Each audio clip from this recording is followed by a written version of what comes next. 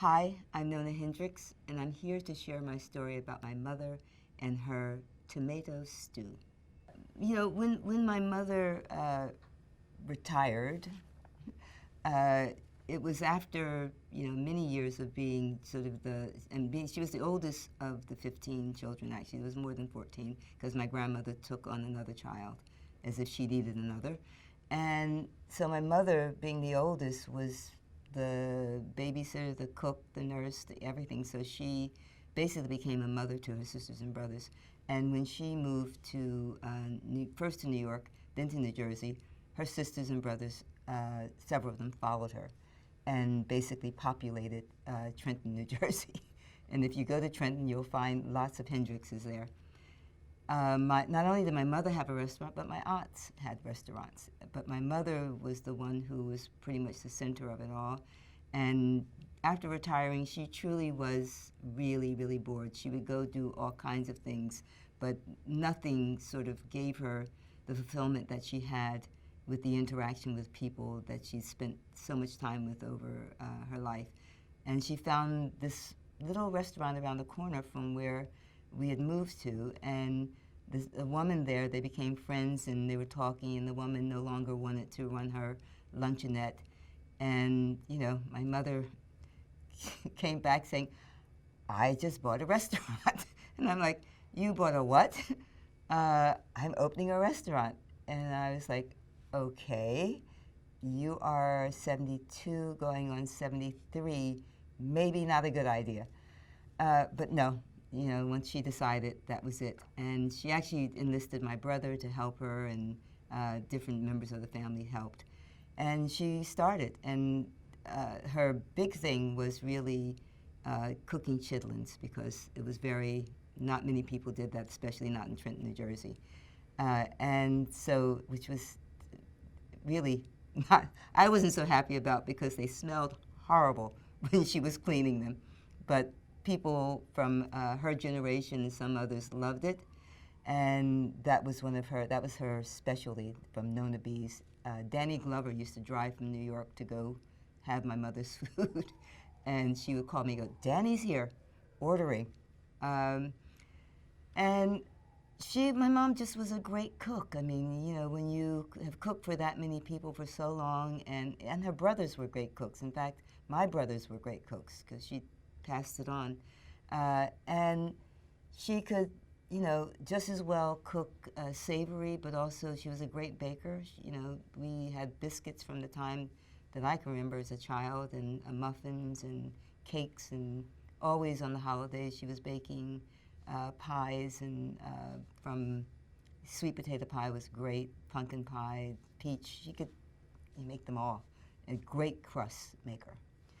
And the other thing that she was really good at, as a child, we would go to the farms in New Jersey and pick vegetables and bring home the vegetables, and my mom would can them for the winter. You put them in jars, cook them down, can them, put them in jars. And we had peaches all year long from the peach farm that we brought home, and she'd stewed down into peach. And she did the same thing with tomatoes, string beans, everything. So we actually didn't buy much from stores when I was a child. And one of the things that she made that I loved every winter was her tomato stew. And she would use it as stock for other things, like for her beef stew and things that she would make, or chicken stew with tomatoes. But what she made, that particular thing was so yummy, like home for me. And we would pick the tomatoes, we would bring them home, we would peel them. She would boil them, we would peel them, and then she would begin to put all the things. She would sometimes add so many different things, I can't even.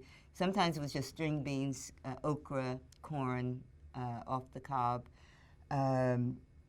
seasoned just by how she seasoned them, pretty much, because she rarely measured anything. It was just like that. Put it on the stove and cook it. And then we would have it over rice, or she would use it in other things, or just as a soup. It was wonderful, just as a soup after school, or on the weekends. And, you know, and she loved it. I mean, she was so happy doing it. And she would just, it was only like around the corner from where she lived. She could get up, go there, you know, she would go and buy whatever she needed to buy, or go, sometimes the certain people still from the neighborhood came around with truckloads of food and stuff that they would sell, like the collard greens. The collard green guy would come and she would buy her collard greens. And so it was a wonderful thing that she had an opportunity to do, rather than sort of sitting at home, which is, you know, I guess in a way, when you're of a certain generation, your parents want to do better for you, and then you want to do better for them by having them retire. And that is the worst thing you can do for someone who's been active all their life, is go sit in a chair and look out of the window.